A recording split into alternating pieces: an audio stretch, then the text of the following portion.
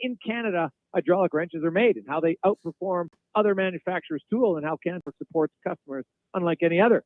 And a way of thanking you, they will extend a 15% discount on all purchases till the end of this year. Check it out. CanTorque, or give them a call, 974-7474 to arrange a tour. Freddie, maybe you can learn some things. Get on the hydraulic wrenches. Actually, no, don't go, because then we don't want to see you get injured, and then suddenly we don't get to play that great clip with Connor. We don't want any of that to happen. Let's talk some racing. Colin Livingston joins us once again. And Colin, in a guy who's, when you've won 7 titles, maybe it's hard to say, but that might have been Lewis Hamilton's best race weekend of his career. Tough to argue that. I mean, man, what else could happen? That was a perfect pick by Connor there. I get knocked down, but I get back up again.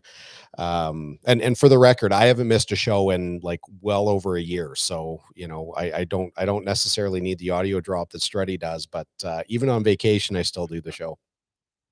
Yeah, that's true. Yeah. You're a little more committed, but yeah, with Hamilton, you're right. So much, they get penalized, and I know Mr. Wolf wasn't very happy about it. Can you take us through the whole wing thing? Because I read one story about whether, they punished them even though they deemed it not to be breaking the rules, yet they allowed Red Bull to fix their wing. Well, I don't understand all the ins and outs of F1 measuring and stuff, but did Mercedes have a legit beef, or did they make the right decision? It's hard to argue with Mercedes on this one, being that they saw over the last couple of weekends Red Bull being able to fix their wing where there were issues. The rules of what are called parc fermé are really, really complicated. And while I can say that I have a general understanding of how things work, I can't go into the specifics, because what happened to Mercedes with their wing was, because the car was in parc fermé, they weren't allowed to touch it, alter it.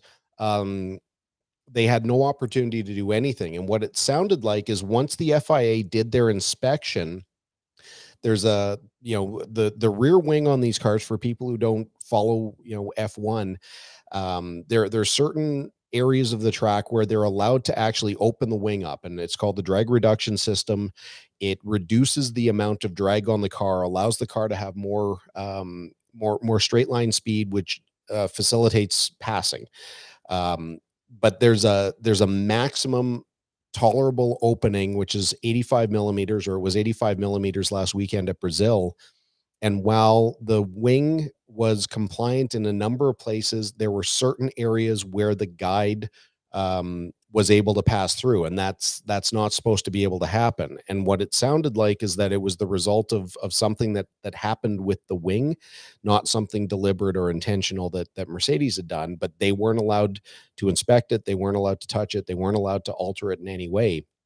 The end result was that, despite Hamilton being the fastest in, not last weekend was kind of a complicated weekend because they used sprint, the 25 or 23 lap sprint race to set qualifying. In the what could be called the time trial, Hamilton was 0.4 faster than anyone else on track. But because the wing wasn't found in tolerance, he got dropped to the back. So he had to start dead last for the sprint qualifying, drove up to 5th place. But because they changed a power unit, he had to take a 5-place grid penalty. So, his 5th place starting position was actually a 10th place starting position. But it kept going on from there. I wasn't aware there was a padlock curfew, so the teams weren't allowed to work through the night. Who is that protecting?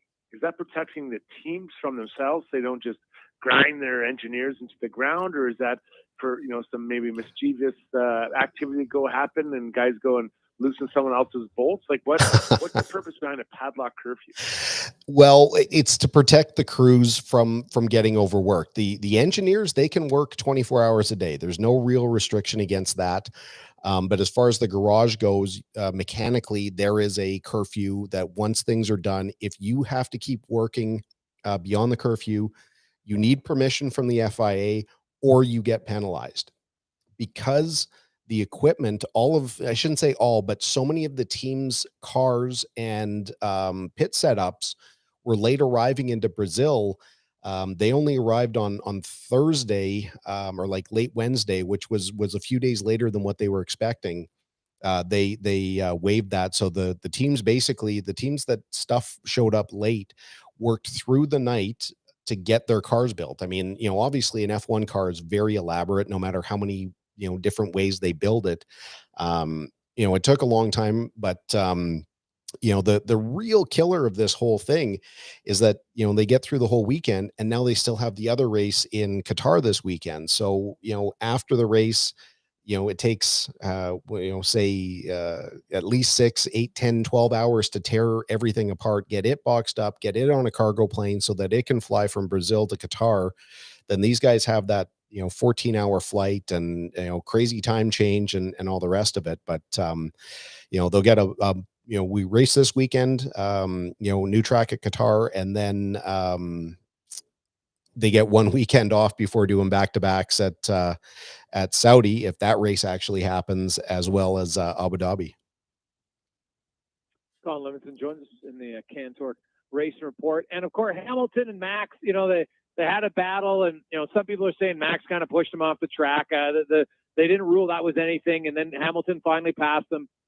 And then there was 10 seconds between the two of them over the final 10 laps. Clearly, he was the better car, no question about it, and they win victorious. So now you move into Qatar.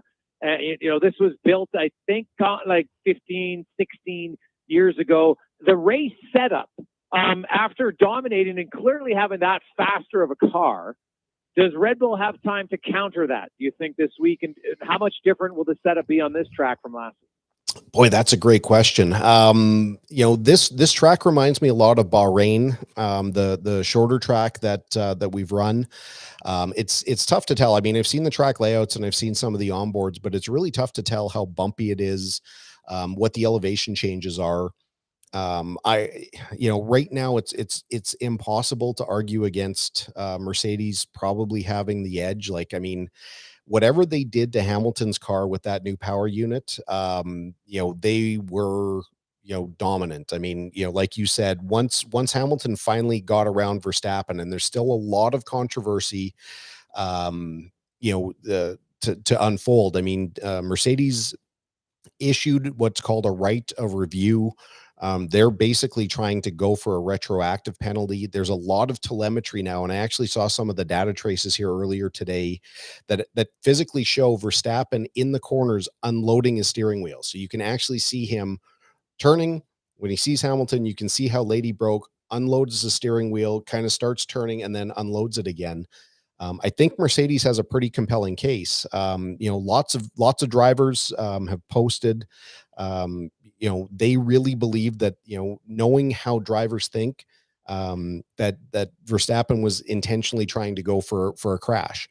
At the best case scenario, he could have disabled Hamilton, and carried on and added some points. Worst case scenario, they're both out of the race. Neither one of them would have scored points, and there's one last race for Hamilton to try and claw back. Juan Pablo Montoya, not exactly a stranger to Formula One in the games that certain drivers play. He has zero doubt that Verstappen's intent was contact. So they got in front of the stewards today. They're going to release their decision tomorrow, and whether there's any penalties or sanctions or anything like that. But yeah, it's crazy. Like, how vicious these guys are getting at fighting each other. I mean, you can take a look at how Verstappen has raced Hamilton all year. Has been, when Hamilton gets beside, Verstappen runs him wide, and he's driven him over the curbs. He's driven him, all over the place.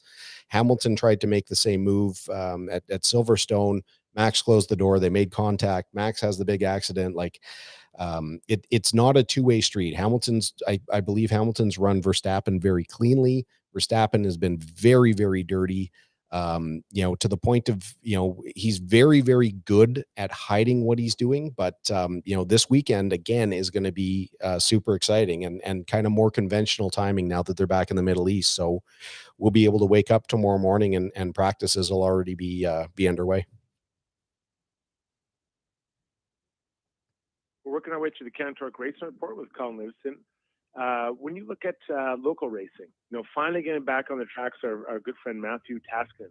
Talk to us what you can expect from him when he gets back into the racing career. Yeah, this is awesome. He got the call back. The team that he ran with a couple of years ago, he's raced a few times with these guys, AC Motorsport.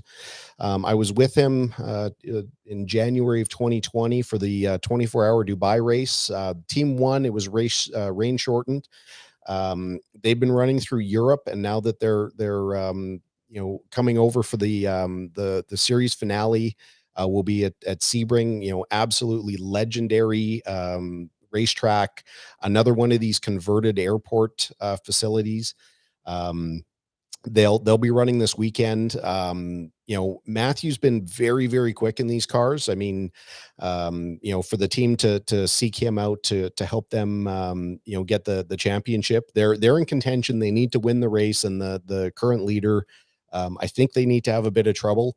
But it'll be great to see Matthew back in a big car. I mean, he's been kicking ass with us in our CRG go-karts the last couple of years, but our club racing and even the bigger kart events don't really compare to this professional level of racing. So really glad to see him go back. I mean, the Sebring is kind of equidistant between Orlando and Miami. So I'm not going to lie that I've been spending a lot of time looking up, trying to find a way to get down there this weekend, because I'm still kind of comfortable in Maui temperatures, but I don't think I can make it work to get down there this weekend. Yeah, well, good thing you're not wearing your thong anymore. So that's Colin. We appreciate that. You don't know that. Always good to catch up with you, my man. Well, that's true. Very true. Good to catch up with you. It'll be interesting to see next week how the weekend in Qatar goes. We'll talk to you then. Have a great one. I know there's going to be lots to talk about. You betcha. That's Colin Livingston. Colin, thank you.